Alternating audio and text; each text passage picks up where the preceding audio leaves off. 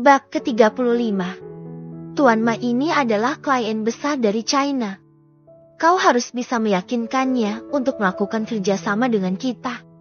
Tuan Adnan berbicara di telepon dengan Abhiyan. Papa akan kirimkan data tentangnya. Kau bisa mempelajarinya sebelum bertemu dengannya. Sambungnya lagi. Tuan Adnan pun menutup teleponnya. Tak lama kemudian data tentang Tuan Ma pun masuk. Abhiyan membaca sekilas tentang profil Tuan Ma. Ternyata lelaki itu adalah pemilik perusahaan besar di China. Dan dia sedang mencari perusahaan di Indonesia untuk menanamkan sejumlah aset besarnya di sini. Tuan Adnan sangat berharap agar Abhiyan mampu menarik investor besar itu untuk menanamkan modalnya di perusahaan mereka. Oke Abhiyan, kita akan lihat sampai di mana kemampuanmu melobi Tuan Ma. Abhiyan sudah melakukan janji temu dengan Tuan Ma di Bali. Kebetulan lelaki itu juga sedang liburan dengan keluarganya di sana. Kemala, apa kau mau ikut denganku ke Bali? Tanya Abhiyan saat mereka sedang sarapan. Bali? Aku belum pernah ke sana. Kemala memperlihatkan sikap antusiasnya. Sika, kasihan sekali. 3 tahun menikah dengan anak konglomerat, tapi ke Bali pun belum pernah. Ledek Abhiyan. Kemala langsung mengerucutkan bibirnya. Sudah deh mas, jangan terus mengingatkan aku. Abhiyan terkekeh. Oke kalau begitu besok temani aku ke Bali. Aku ada kerjaan di sana. Selebihnya kita manfaatkan waktu untuk liburan di sana sebentar. Wah, oke mas. Aku mau ikut. Kemala terlihat senang. Keesokan paginya, Abhiyan dan Kemala pergi ke Bali dengan penerbangan pagi. Ini adalah kali pertama Kemala pergi berlibur dengan Abhiyan keluar kota. Kemala terlihat begitu senang. Tiba di Bandara Ngurah Rai, Abhiyan bergegas menuju hotel tempatnya mengadakan janji temu dengan Tuan Ma. Mas, apa kau yakin akan mengajakku ketemu dengan Tuan Ma? Aku takut kehadiranku justru akan merusak rencanamu. Kemala merasa tidak percaya diri. Abhiyan tersenyum. Lalu meraih kedua tangan Kemala dan menatap lekat wajah cantiknya. Kau sudah les kepribadian. Kini saatnya mempraktekkan ilmu yang kau dapat secara langsung. Ini adalah kesempatan baik untuk melatih mentalmu sebagai Nyonya Abhiyan. Karena di masa yang akan datang kau mungkin akan lebih sering bertemu dengan klien-klienku. Kemala tercenung. Abhiyan benar. Mulai sekarang dia harus mengasah mental untuk mempersiapkan diri menjalani tugasnya sebagai istri dari pemilik perusahaan besar seperti Gemilang Corporation ini. Baiklah kalau begitu.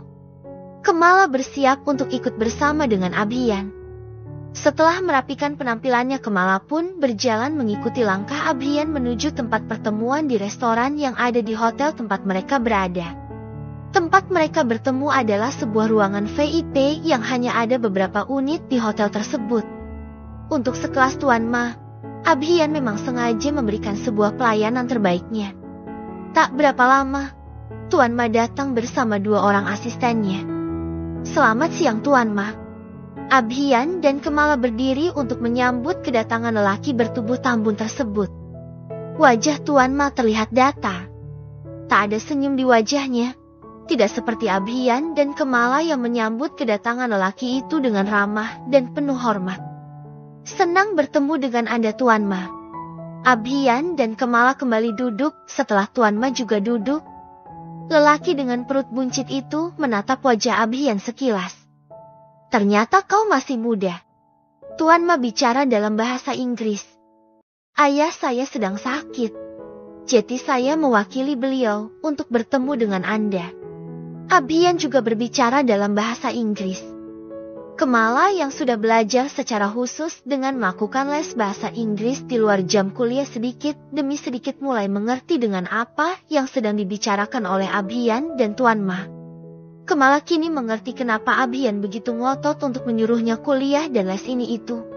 Ternyata untuk lingkungannya sekarang semua ini akan terasa bermanfaat.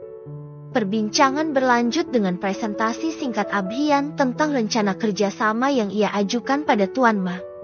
Kemala terus menyimak obrolan mereka dengan seksama sambil mengasah kemampuan bahasa Inggrisnya. Baiklah Tuan Abian, aku sudah mempelajari semuanya. Tetapi sepertinya aku kurang tertarik untuk menginvestasikan uangku di perusahaanmu. Tuan Ma menaruh kembali berkas yang diberikan oleh Abhian. Mendengar hal itu Abhian pun terhenyak. Ia kecewa karena tidak bisa melobi klien besar seperti Tuan Ma. Padahal Tuan Adnan sangat berharap agar perusahaan mereka bisa bekerja sama dengan perusahaan Tuan Ma. Kemala melirik sekilas pada Abhian.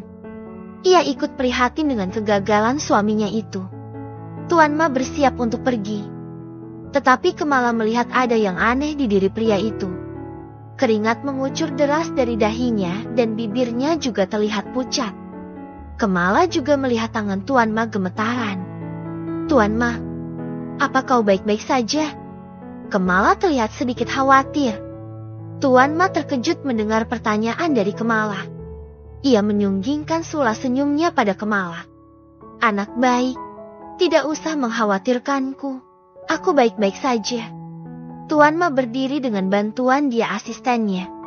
Tetapi baru saja ia melangkahkan kakinya beberapa langkah, tubuh Tuan Ma tiba-tiba ambruk. Kedua asisten Tuan Ma tampak panik. Begitupun dengan Abhian dan Kemala. Tuan Ma, apa kau baik-baik saja? Abhian mencoba menyadarkan Tuan Ma dengan menepuk pelan pipi tembem pria itu. Tuan Ma mencoba membuka matanya. Tapi tubuhnya sepertinya sangat lemas. Mas, cepat kau panggilkan ambulans segera. Sepertinya Tuan Ma mengalami hipoglikemia, ucap Kemala. Hipoglikemia? Apa itu? Abhian terlihat bingung. Tuan Ma, apa Anda menderita penyakit diabetes? Tanya Kemala. Tuan Ma mengangguk lemah. Pantas saja Anda mengalami hipoglikemia. Sayang, hipoglikemia adalah penurunan kadar gula secara drastis hingga di bawah kadar normal. Hal ini mungkin disebabkan karena Tuan Ma mengkonsumsi obat-obatan yang mengandung insulin hingga kadar gula darahnya terus menurun. Kemala mencoba menjelaskan apa yang ia ketahui tentang hipoglikemia pada Abhian. Tuan Ma, coba makan permen ini dulu. Kemala mengeluarkan satu buah permen dan mengupasnya lalu memberikannya pada Tuan Ma. Tuan Ma tidak menolak. Ia memakan permen itu sampai pada akhirnya ambulans datang dan membawa Tuan Ma ke rumah sakit. Abhian dan Kemala pun ikut pergi ke rumah sakit.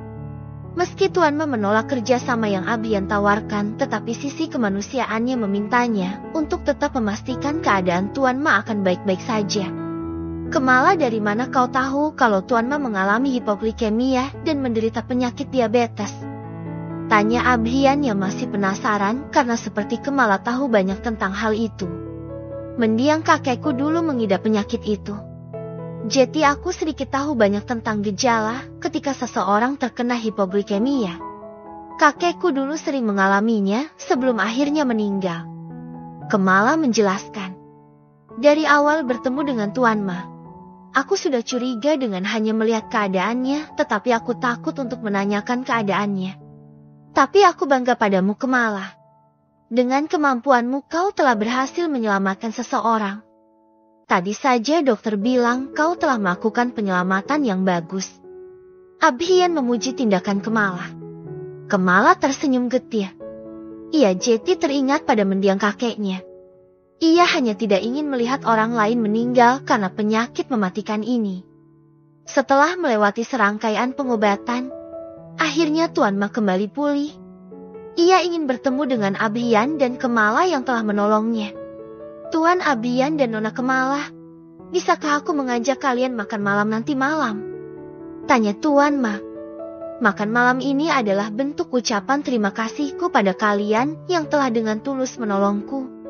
Aku sangat terharu dengan kebaikan kalian berdua, ucap Tuan Ma. Kini senyum pun merekah dari bibirnya yang sudah terlihat lebih segar dari sebelumnya.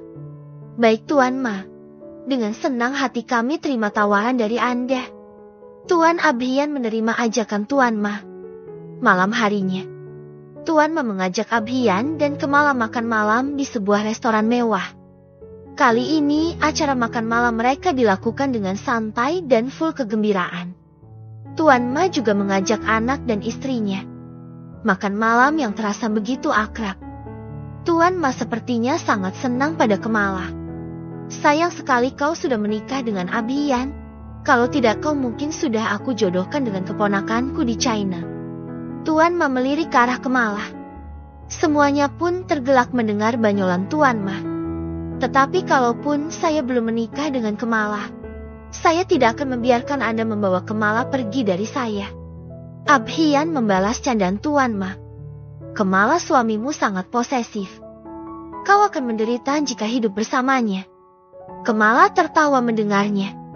Tapi Tuan, saya senang jika suami saya bersikap posesif.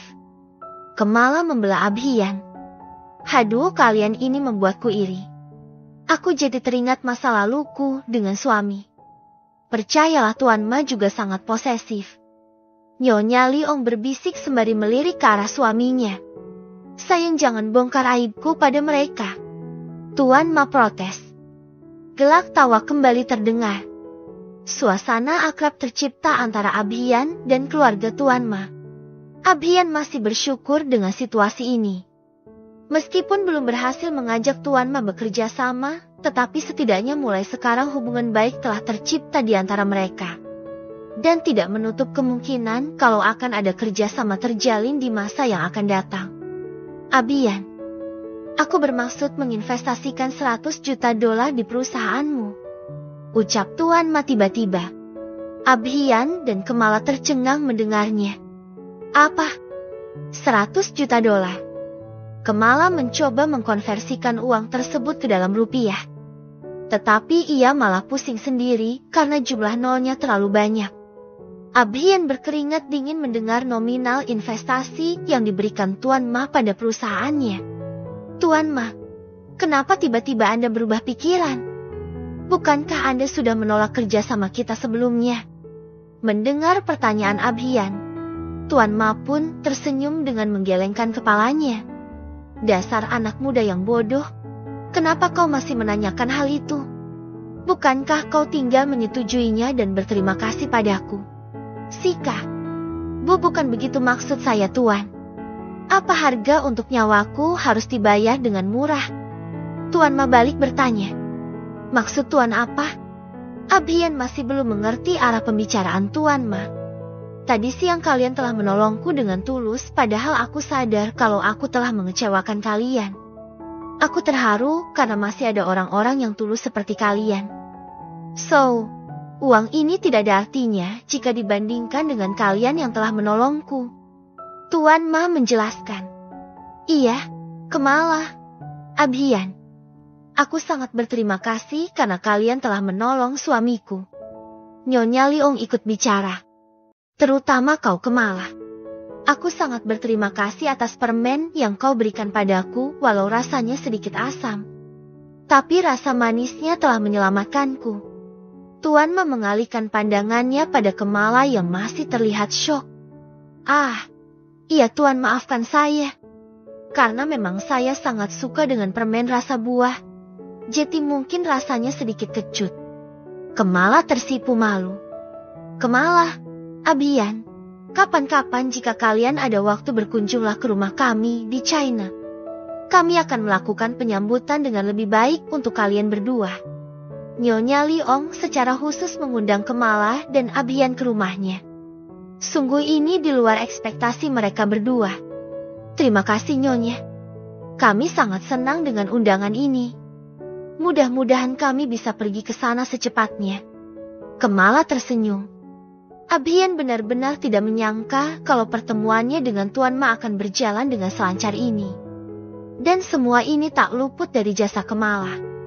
Beruntung dia mengajak Kamala untuk mendampinginya menemui Tuan Ma. Kesepakatan kerjasama telah dicapai. Kini Tuan Ma dan keluarganya telah kembali ke hotel. Dan Abhiyan serta Kamala pun kembali ke hotel tempat mereka menginap. Kamala, terima kasih karena berkatmu Tuan Ma telah menginvestasikan $100 juta ke perusahaan kita. Abhiyan memeluk pinggang ramping Kamala dari belakang. Saat itu, Kemala sedang berdiri di depan jendela memandangi views pantai yang indah. Mas Abi, semua itu bukan karena aku, tapi karena kemampuan Mas Abi. Kemala tetap merendah, padahal sudah jelas Tuan Ma mengatakan kalau ia sangat terkesan dengan kebaikan Kemala. Tidak, sayang. Aku tidak mungkin akan berhasil jika tanpa dirimu. Abhian mengecup leher Kemala hingga wanita itu menggeliat geli. Geli. Mas. Kemala membeliakan kedua matanya dan seketika memutar badannya menghadap Abhian. Abhian tersenyum. Sepasang netra hitam pekatnya menatap wajah Kemala dengan begitu dalam. Jemarinya mengusap pipi mulus itu dengan lembut. Sepertinya kau sudah sangat siap untuk menjadi Nyonya Abhian. Kau telah belajar banyak hal dengan begitu cepat. Aku tidak menyangka kalau upik abuku sekarang telah berubah menjadi angsa yang cantik. Abhian memuji Kemala yang telah berusaha keras selama ini. Kepercayaan diri Kemala menjadi semakin besar. Ia percaya kalau tidak ada usaha yang mengkhianati hasil. Kemala, aku mencintaimu. Abhian menyelusupkan jemarinya pada sela rambut Kemala dan menarik tengkuk wanita itu mendekat ke arahnya. Satu kecupan lembut mendarat di bibir Kemala. Abhian melumat bibir kenyal itu dengan begitu lembut. Bersambung.